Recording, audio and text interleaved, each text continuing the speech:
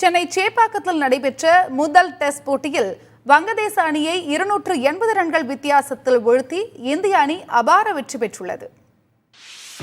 முதல் டெஸ்ட் போட்டியில் முதலில் பேட்டிங் செய்த இந்திய அணிக்கு ரவிச்சந்திரன் அஸ்வின் சதமடித்து கை கொடுத்தார். அவருக்கு உறுதுணையாக இருந்த ரவீந்திர ஜடேஜாவும் 86 ரன்களை அடிக்க முதல் இன்னிங்ஸில் 376 ரன்களை இந்தியா சேர்த்தது. தொடர்ந்து ஆடிய வங்கதேச அணி 149 ரன்களை மட்டுமே எடுத்தது. இந்திய அணி தரப்பில் பும்ரா 4 விக்கெட்டுகளை வீழ்த்தினார். இரண்டாவது இன்னிங்ஸை இந்தியா தொடர்ந்த நிலையில் சுப்மன் கில் மற்றும் ரிஷப் பந்த் சதமடித்தனர். 287 ரன்களை சேர்த்திருந்த போது இந்திய அணி டிக்ளேர் செய்தது.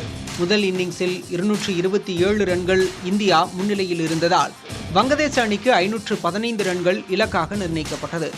இரண்டாவது இன்னிங்ஸில் வங்கதேச அணி சற்று நிதானமாக விளையாடி ரன்களை குவிக்க தொடங்கியது. ஆனால் 4ஆம் நாள் ஆட்டத்தில் இந்திய அணியின் சூழலில் சிக்கிய வங்கதேச அணி அடுத்தடுத்து விக்கெட்டுகளை பறிகொடுத்தது. அஸ்வின் 6 விக்கெட்டுகளையும் ஜடேஜா 3 விக்கெட்டுகளையும் வீழ்த்தி இந்திய அணியின் வெற்றிக்கு உதவினர். 280 ரன்கள் வித்தியாசத்தில் வெற்றி பெற்ற இந்தியா 2 போட்டிகள் கொண்ட டெஸ்ட் தொடரில் 1-0 என முன்னிலை பெற்றது.